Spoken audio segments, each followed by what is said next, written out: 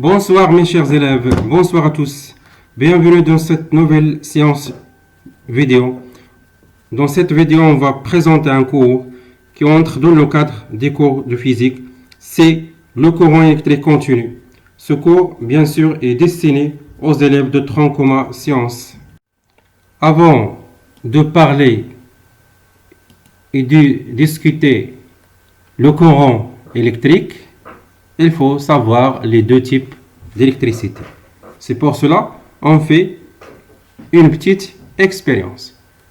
On frotte nos cheveux ou bien le ballon avec nos cheveux. On constate que le ballon attire des petits morceaux de papier.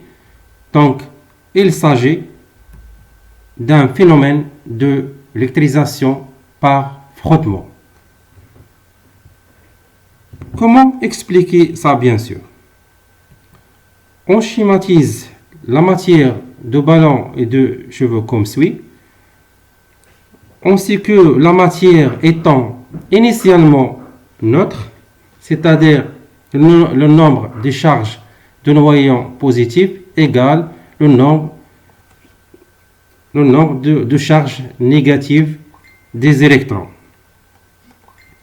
Lorsqu'on frotte le ballon avec nos cheveux, que se passe-t-il, bien sûr? Donc, les électrons passent de cheveux vers le ballon. Donc, il y en a un excès de charge positive sur le cheveu et un excès de charge négative sur le ballon, parce que on a transféré des électrons de cheveux vers le ballon. Donc, sur le ballon apparaît des charges négatives et sur le cheveu apparaît des charges positives. Lorsqu'on approche, bien sûr, le ballon qui est initialement chargé négativement, donc attire les charges positives de morceaux de papier. On peut conclure de cette petite expérience qu'il existe deux types d'électricité. Électricité, par exemple, positive qui apparaît sur le cheveu, électricité négative qui apparaît sur le ballon. Passons maintenant à la nature du courant électrique dans les conducteurs métalliques et les solutions électrolytes. Ça veut dire les conducteurs métalliques. Ce sont des matériaux qui passent le courant. Exemple, le cuivre, le zinc, le fer, l'argent, etc. Les solutions électrolytes, ce sont des solutions qui passent le courant. Par exemple, la solution de chlorure de sodium. Pour la nature du courant dans les conducteurs métalliques est due ou bien attribuée au déplacement des électrons. Ces électrons, bien sûr, se déplacent de la borne négative d'un générateur vers la borne positive du générateur, c'est-à-dire au sens contraire du courant électrique. Pour les solutions électrolytes, le courant électrique est dû au double déplacement des ions, c'est-à-dire les ions positifs se déplacent vers la borne négative du générateur et les ions négatifs de la solution, bien sûr, se déplacent vers la borne positive du générateur. Ce double déplacement engendre ce qu'on appelle le courant électrique. En général, le courant électrique est un mouvement de porteur de charge. C'est-à-dire, pour les conducteurs métalliques, les porteurs de charge sont les électrons. Et pour les solutions électrolytes, les porteurs de charge sont bien sûr des ions. ions positifs ou bien des ions négatifs. Par convention, le courant électrique circule toujours de la borne positive vers, bien sûr, ou bien à la borne négative à l'extérieur du générateur. Nous arrivons à l'intensité du courant électrique et sa relation avec la quantité d'électricité.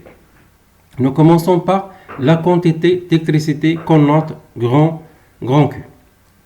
Donc, c'est quoi? C'est la quantité de charge électrique transportée par les électrons à travers un conducteur.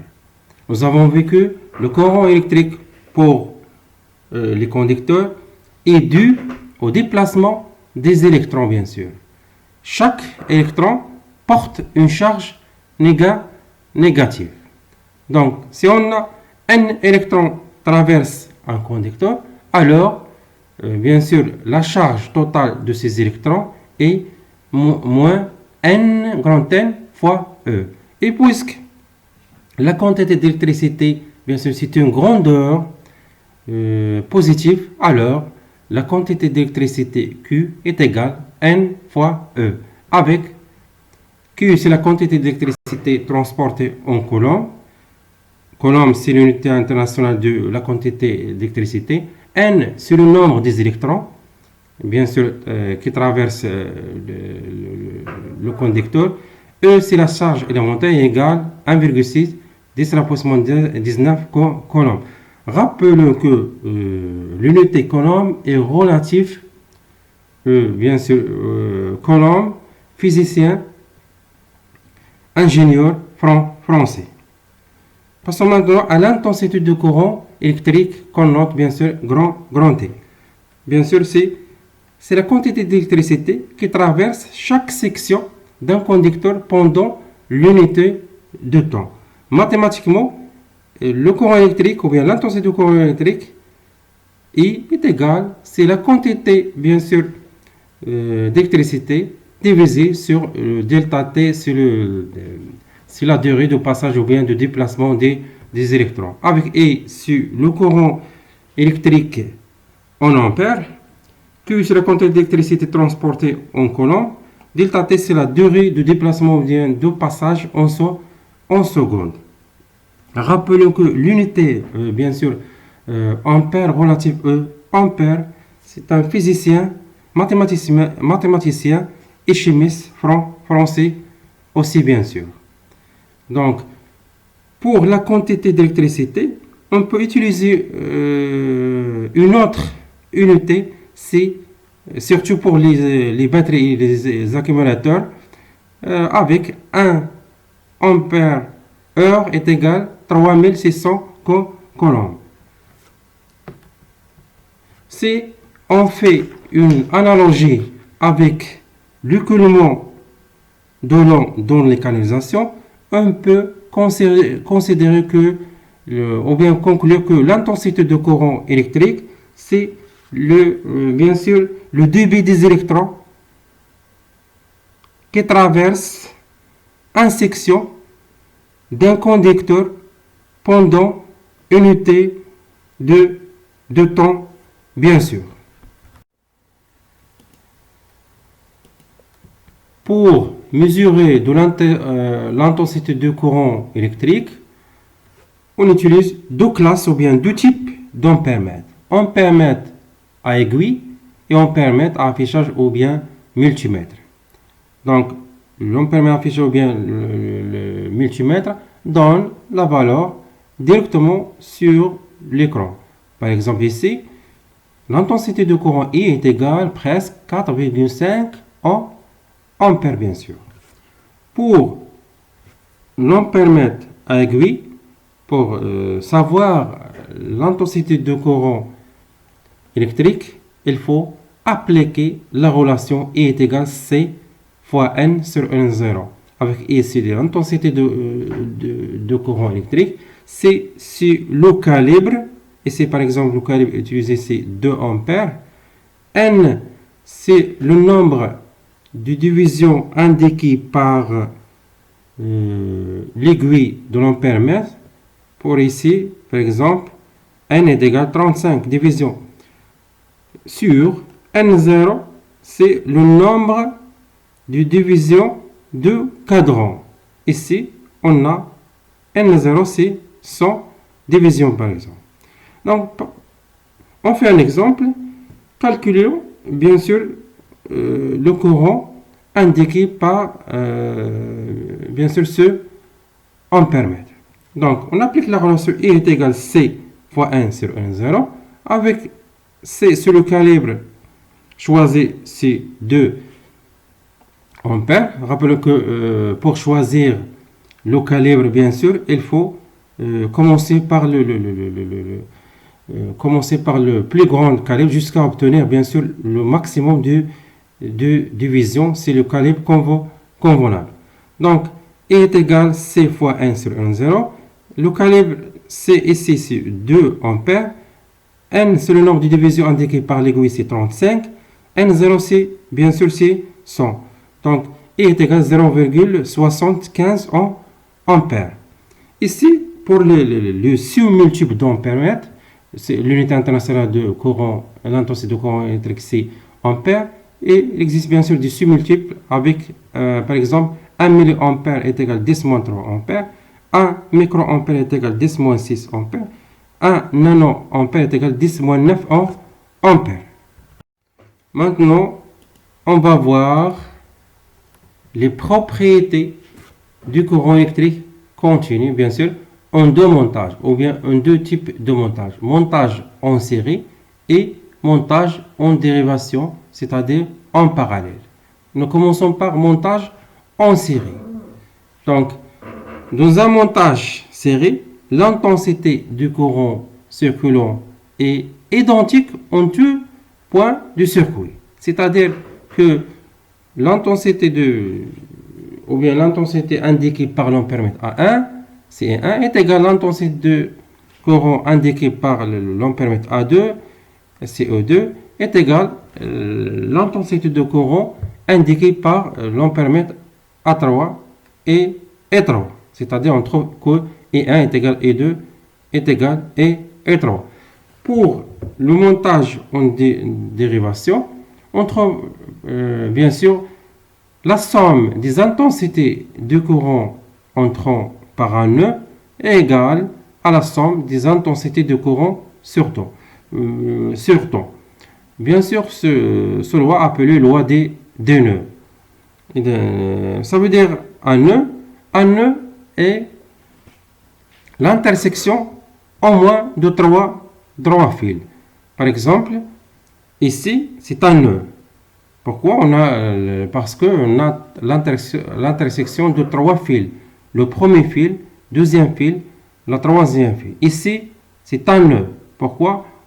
C'est l'intersection de trois fils. Le premier fil, deuxième, la troisième.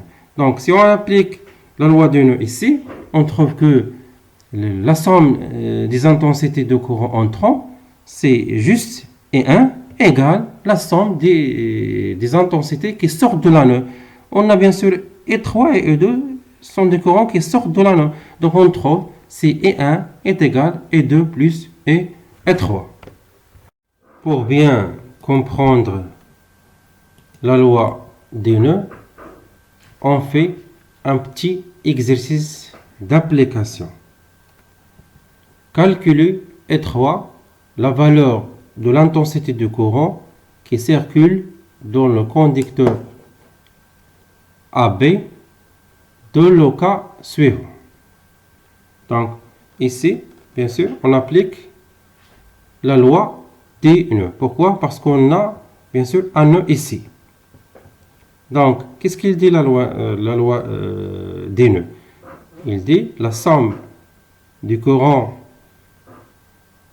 ou bien des intensités du courant entrant, bien sûr, le nœud, égale la somme des intensités du courant sortant de nœud, bien sûr. Quels sont les courants